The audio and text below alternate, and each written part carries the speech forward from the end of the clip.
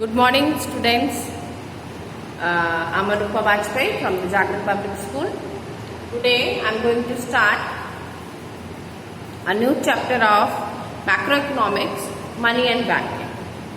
First of all, today we are discussing about the money and money supply.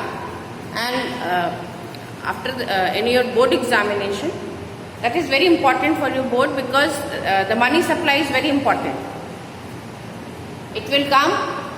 So let us start with money and money supply. What is money? Here is the definition of money. What is money? The money is defined as anything that is generally accepted as a medium of exchange. It means money एक ऐसा medium है जो कि आप goods को exchange करने के लिए यूज कर सकते हैं. जैसे पहले क्या था, पहले बार्टर सिस्टम था, आपने पढ़ा होगा, एसएसटी में भी था, इवन इससे पहले 12th के सिलेबस में भी था barter system. Drawbacks of barter system generally paper में बहुत आता था. ड्रॉबैक्स ऑफ बार्टर सिस्टम में ये था कि आप मनी जितने भी ड्रॉबैक्स आए बार्टर सिस्टम के, उन्हीं के अकॉर्डिंग फिर मनी जनरेट हुई और मनी में वो चीजें उन ड्रॉबैक्स को रिमूव किया गया. तो सबसे पहले as accepted as a medium of exchange, यानी कि as a medium of exchange कुछ नहीं होता था, तो अब आपको एक मीडियम ऑफ एक्सचेंज मिल गया, एक money. And at the same time act as a measure, आपको मेजरिंग वैल्यू भी मिल गई मनी से. इट मीन्स अब आपको पता चल गया कि कितनी चीज के बदले आपको कितना पैसा देना. इट मीन्स अब अगर आप मान लीजिए कि आलू लेने के लिए गए, पोटैटो लेने के लिए गए, तो आपको मान लीजिए 20 रुपीज केजी और आपको हाफ इन केजी चाहिए, तो आप मेजर कर सकते हैं कि हाफ इन केजी के लिए आपको कितना पैसा पे करना है. तो इट मीन्स मनी क्या प्रोवाइड कर देती है? मनी आपको मेजरिंग वैल्यू प्रोवाइड कर देती है. मनी के आने के बाद यू कैन मेजर कि आपको किस प्रोडक्ट के लिए कितना प्राइस पे करना है. ठीक है. नेक्स्ट आता है at the same time act as a measure and store of value. Drawbacks जो था वो बार्टर सिस्टम का एक ये भी था कि आप मनी को स्टोर करके नहीं रख सकते, क्योंकि वो तो गुड्स थे. जैसे मान लीजिए कि अगर आपके फार्म में मान लीजिए कि टमाटर हुए, तो आप उनको स्टोर करके नहीं रख सकते अगर आपको उस पैसे की 1 महीने बाद जरूरत है. तो लेकिन मनी के आने के बाद आप क्या करने लगे, you can store the money, and जब आपको नीड हो तो आप उस मनी को क्या कर सकते हैं, you can use. After the money, there is a money supply. It's very important. Note down here. What is money supply? Then it is a stock of money in circulation in the country at a particular point of time. Stock of money, circulation in the country. It means जो भी money की availability है आपकी at a point of time में, वो क्या है, money की सप्लाई. यानी कि जब मनी आपकी मार्केट में मूव हो रही है किसी भी वे में, चाहे वो बैंक में जमा हुआ पैसा हो या फिर कैश हो, करेंसी हो, ये सारी चीजें जो है वो मनी सप्लाई में आएंगी. यानी कि जितनी भी मनी आपकी सर्कुलेशन में है आपकी कंट्री में, वो सारी मनी जो है वो किसमें आएंगी, आपकी मनी सप्लाई में. यहाँ जो इम्पोर्टेंट चीज है वो क्या है, measure of money supply. Measure of money supply का मतलब क्या हुआ, कौन कौन से ऐसे मेजर्स हैं जो मनी सप्लाई के हैं, और ये बहुत ही इंपॉर्टेंट भी है आपके लिए. हम इनको देखेंगे. 1 मिनट, थोड़ा सा एडजस्ट कर लूँ मैं, जिससे कि आपको इजीली दिख जाए.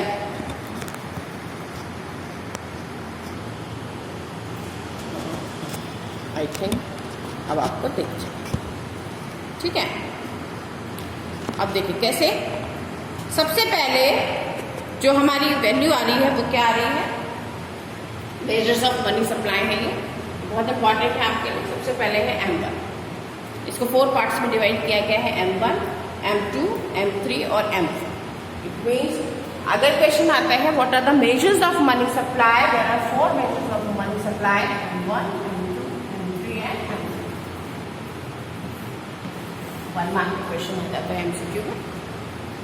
इसके बाद सबसे पहले हम एक्सप्लेन करेंगे M1 को.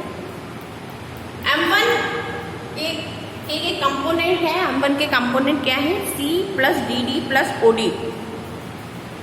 C क्या है, C क्या है, currency and notes, coins and notes.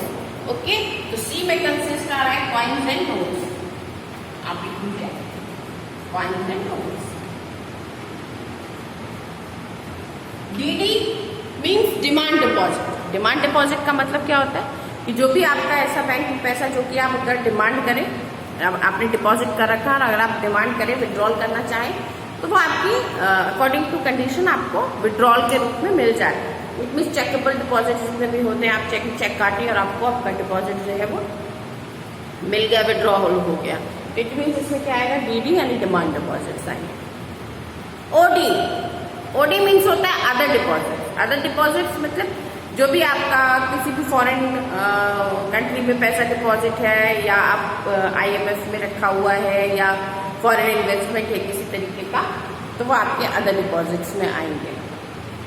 तो जानने वाली बात क्या है कि सी के क्या कंपोनेंट है, यानी M1 के क्या कंपोनेंट है, सॉरी, तो M1 के कंपोनेंट है C plus DD plus OD। And then the next term is M2। M2 में क्या आएगा, M1, यानी कि M1 का मतलब क्या है, ये तीनों कंपोनेंट इसमें ऑलरेडी एड ऑन है, यानी M2 में क्या आएगा, M1 plus saving deposit with the post office. It means M2 में आपका क्या आएगा कि जितनी भी सेविंग आपकी पोस्ट ऑफिस में है M1 के अलाउंग, M1 के साथ साथ, यानी C plus DD plus OD तो है ही, उसके साथ साथ जो भी डिपॉजिट आपका पोस्ट ऑफिस में है, ठीक है, जो भी आपकी सेविंग है वो आपके पोस्ट ऑफिस में है, वो भी इसमें। नेक्स्ट आता है आपका थर्ड कंपोनेंट है आपका M3। M3 में क्या आएगा, M3 में आएगा M1। M1 मीन्स वही C plus DD plus OD plus net time deposit with the commercial bank, यानी कि ये C plus DD plus OD के साथ साथ जो भी आप कमर्शियल बैंक में नेट टाइम डिपॉजिट कर रहे हैं, अपनी मनी को जो डिपॉजिट कर रहे हैं कमर्शियल बैंक में, वो भी डिपॉजिट जो है वो आपकी मनी सप्लाई में आएगा। मनी सप्लाई में कमर्शियल बैंक की डिपॉजिट क्यों आएगी, क्योंकि आपको पता है क्रेडिट क्रिएशन में अभी आप पढ़ेंगे भी कि जो भी आप डिपॉजिट करके रखते हैं वो क्या होता है, रीसर्कुलेट हो जाता है, रीडिस्ट्रीब्यूट हो जाता है। वो मनी जो है फिर मार्केट में फ्लो में आ जाती है, फिर वो लोन के थ्रू अलग अलग जगह पे यूज होने लग जाती है। तो इट मीन्स क्या है, वो मनी कोई स्टोर होके नहीं होगी, आप अकाउंट में मनी डिपॉजिट कराए तो वो ये नहीं होगी कि मनी आपकी एक बॉक्स में बंद करके रख दी गई, ऐसा नहीं है। वो मनी क्या हो गई और फ्लो में आ गई, यानी कि वो उसका जो डिपॉजिट है वो सर्कुलेशन में आ गई, सॉरी, आपकी मनी जो। नेक्स्ट आता है आपका M4। M4 क्या है, M4 में आपका क्या आएगा, M3, यानी कि M1 plus that time deposit with the commercial bank, और उसके साथ साथ आ गया आपका total deposit with the post office. जितना भी, अब आपको पता है कि पोस्ट ऑफिस में भी क्या होता है, डिपॉजिट्स होते हैं। जैसे बहुत सारे लोग ये सोचते हैं कि पोस्ट ऑफिस में केवल आपके लेटर और चिट्ठियां और पोस्ट टिकट यही बनते हैं, ऐसा नहीं है। पोस्ट ऑफिस में भी लाइक बैंक काम होता है, यानी कि वहां पे भी आप अपने सेविंग अकाउंट खोल सकते हैं, वहां पे भी आप अपनी FD करा सकते हैं, वहां पे भी आप अपना PF अकाउंट खोल सकते हैं।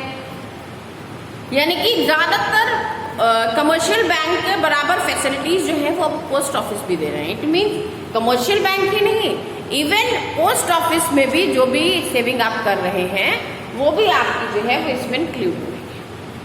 ओके, किसके साथ साथ, M1 के साथ साथ। इट मीन्स केवल 2 ही मिसिंग है, और 2 इसलिए मिसिंग है क्योंकि इसमें सेविंग थी पोस्ट ऑफिस के साथ, इसमें तो टोटली डिपॉजिट आ गया पोस्ट ऑफिस, तो फिर इसने इसको एक्सक्लूड कर दिया।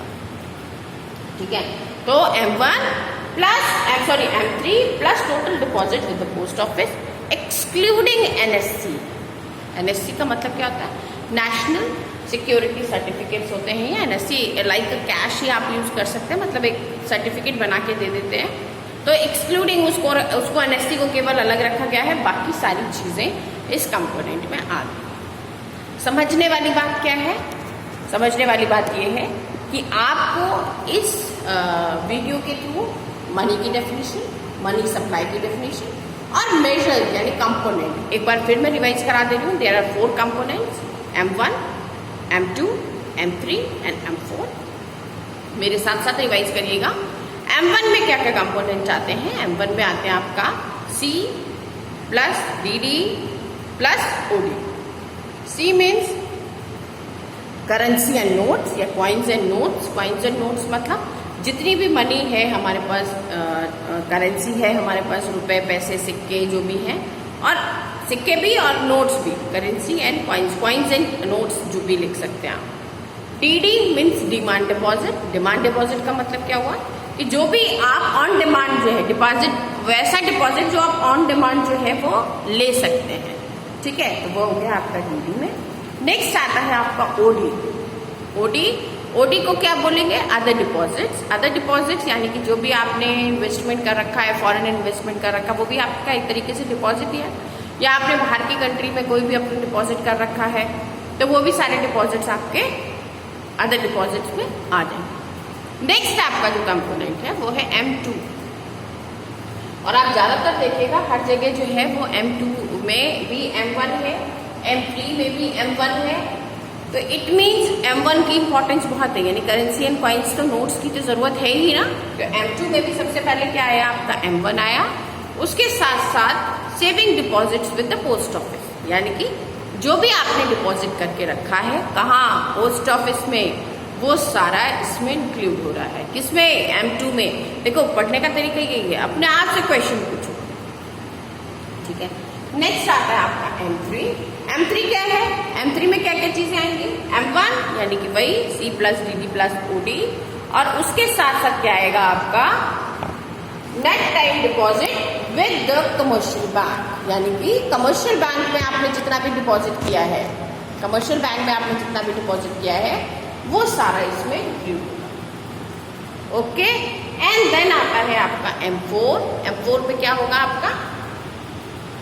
M3 का मतलब ये वाला पोर्शन, यानी M1 plus net time deposit with the post commercial bank, और उसके साथ साथ पोस्ट ऑफिस में भी जो भी आपने डिपॉजिट किया है वो सारा आपका M4 में आता है। इससे रिलेटेड एक बार दो बार क्वेश्चन बोर्ड में आया है, इससे मतलब फॉर्मूले के अकॉर्डिंग कि आपको सारे कंपोनेंट दे दिए गए। मान लीजिए कि आपको दे दिया गया कि M1 निकालिए, करेंसी इतनी है, डिमांड डिपॉजिट इतना है, OD इतना, या M1 M2 M3 M4 में से दे दिया गया इसके इतने थे कंपोनेंट है, आप मनी सप्लाई मेजर करिए, या M3 निकालिए, M4 निकालिए, इस तरीके से क्वेश्चन।